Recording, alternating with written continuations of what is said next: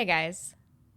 We're in the midst of an extremely tense political and social environment and a potentially violent era in our history. We're being censored when we aren't being dismissed, we're being replaced demographically, and although there are millions upon millions in support of upholding Western tradition, there's seldom a break from the fight. Despite Russian collusion being dismissed by a judge now and Papadopoulos getting a slap on the wrist, there's seemingly no end to the Mueller investigation or this deep state coup.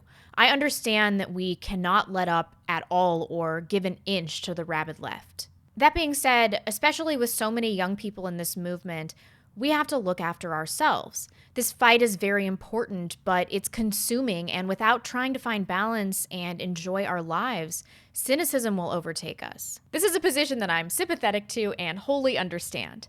But if that happens, there will be fewer healthy marriages and relationships with children.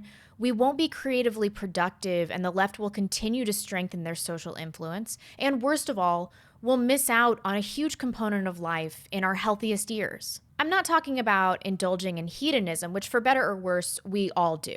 What I really want to talk about today is finding satisfaction and contentment in life, even during periods where there's an absence of hope. On adjusting our Zoom so that we can contribute the optimal amount to this fight while also achieving some semblance of personal satisfaction without becoming hardened and black-pilled.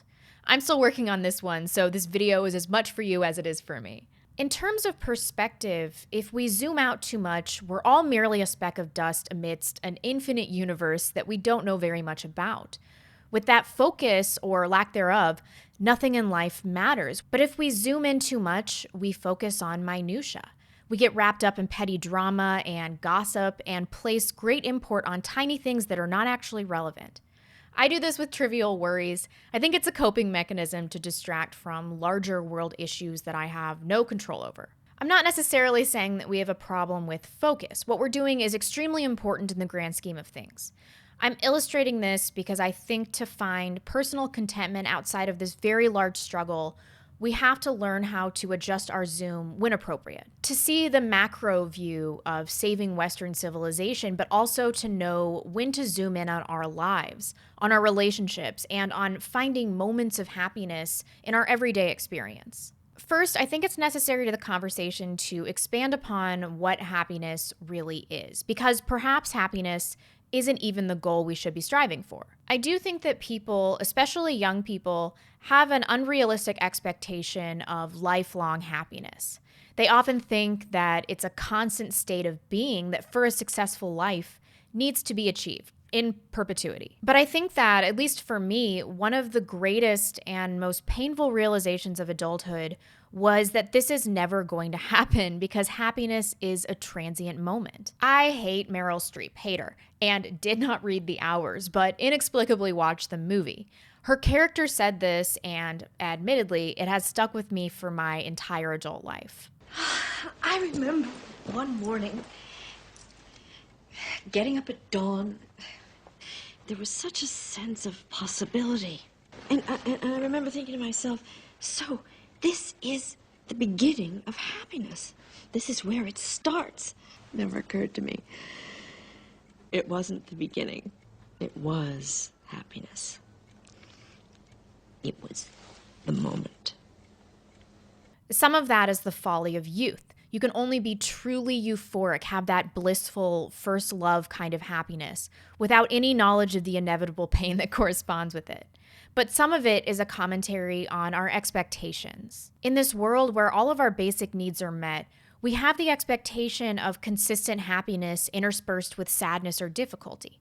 Compare this with medieval times, for example. There was basically the opposite mentality, the expectation of consistently terrible times with periodic moments of beauty. Yet people are unhappier than they've been in previous generations. Millennials are listless and have no sense of purpose, which largely explains why groups like Antifa, who espouse philosophies responsible for the death of over 100 million, are beguiling to them. Only in a time of decadence and ease can such positions even be touted, especially since we possess such widespread historical knowledge of communist and socialist horrors. So long as these theories stay in the hypothetical realm, they can be entertained as bastions of equality and as means of true egalitarianism. Skinny, angry, non binary millennials who become apoplectic at verbal offenses are completely unprepared for actual hardships, let alone widespread death and destruction. Why is it that hard times demonstrably create more contented people? I think it must be that the struggle shows you the price.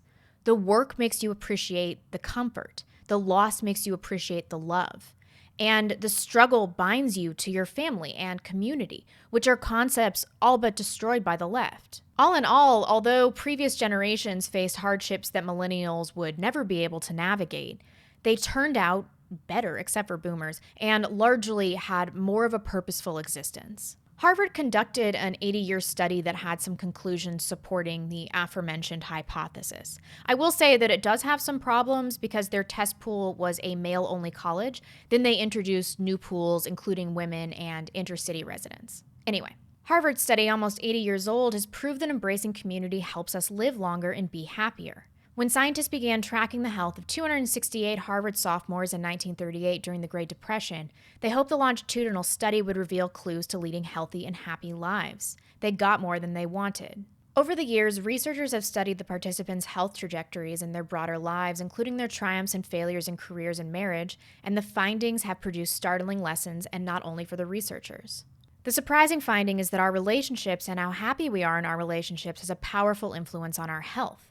Taking care of your body is important, but tending to your relationships is a form of self-care too.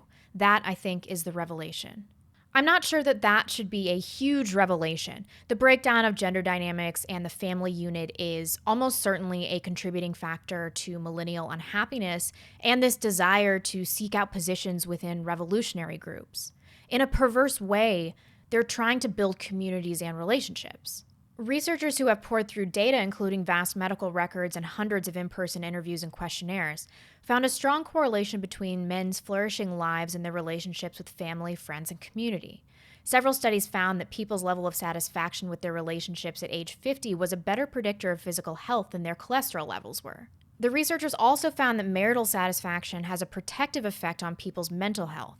Part of a study found that people who had happy marriages in their 80s reported that their moods didn't suffer even on the days when they had more physical pain. Those who had unhappy marriages felt both more emotional and physical pain. Those who kept warm relationships got to live longer and happier, and the loners often died earlier. Loneliness kills, he said. It's as powerful as smoking or alcoholism. I wasn't very surprised by this either. Before no-fault divorce, marriage wasn't the risk that it is now, although current divorce statistics are overblown. Having a close-knit community and family seems to be key to health and happiness. Our ability to community build has been destroyed by multiculturalism, and the concept of a stable nuclear family is derided and undermined by the left. I see why so many millennials, in particular, are seeking even dysfunctional relationships and communities in order to feel whole. But this next part of the study is very encouraging. The study showed that the role of genetics and long-lived ancestors proved less important to longevity than the level of satisfaction with relationships in midlife, now recognized as a good predictor of healthy aging. The research also debunked the idea that people's personalities set like plaster by age 30 and cannot be changed. Those who were clearly train wrecks when they were in their 20s and 25s turn out to be wonderful octogenarians. On the other hand, alcoholism and major depression could take people who started life as stars and leave them at the end of their lives as train wrecks. This bodes well for millennials because, like so many of us, myself included, they may take a look at the sad, destructive nature of their lives resulting from Marxist indoctrination, then reevaluate and try to become more productive, more logical people. I'm reminded of a documentary series called the Up series, which followed British folks from different socioeconomic backgrounds for their entire lives from age 7 in 1964 and interviewed them on every subsequent 7th year. One woman, Susie, came from a very wealthy and pedigreed upper-class home, although her parents were divorced and were emotionally distant. She was a sullen teenager, withdrawn, and in her early 20s was negative, chain-smoking, dejected, cynical, especially about the possibility of family life. Consider Susie. One of the biggest surprises in the series is the change she goes through between 21 and 28. What is your attitude towards marriage for yourself? I don't know. I mean, I haven't given it a lot of thought because I'm very, very cynical about it. When I last saw you at 21, you were nervous, you were chain-smoking, you were uptight, and now you seem happy. What's happened to you over these last 7 years? I suppose Rupert. I'll give you some credit. No, I didn't know where I was going at 21. I mean, I suppose I thought I was reasonably happy at 21, but I had no kind of direction, no. I obviously hadn't found what I wanted. I don't think most people have at 21. You're still very, very young. Like so many millennials, she saw what a disaster marriage can be and internalized it. But she came around when she found the right person and felt safe enough to have a family. And by doing it properly in her own life, she was able to find happiness in motherhood, in marriage to the right person. This isn't as much of a recommendation of marriage as it is a demonstration of how personal relationships can save you from cynicism. And although there are many important components to contentment throughout life, I really believe that this is the most vital. Of course, it's important to pay attention to your physical health in other ways, to eat well and exercise. There are many, many components to well-being, developing your hobbies, spending time doing the things that you love. I focused on relationships in this video because I really believe that community building and creating environments where it's safe to make friends and to invest in your surroundings is the way we assuage the anger and cynicism that is impacting all of us. We can't let up at all in this fight against the deep state coup or against the evil leftist forces that want to change and destroy our society. But maybe the best way to fight while protecting our well-being is not to internalize the anger and seek to destroy them like I've been doing. Maybe the best way is to build something more alluring, more stable. Maybe there is hope for conversion. But of course, always keeping in mind that if they try to subvert our beautiful communities with communist propaganda, every family in town is in possession of a pitchfork and a loaded gun or two. Thanks, folks, and I'll see you soon. Bye.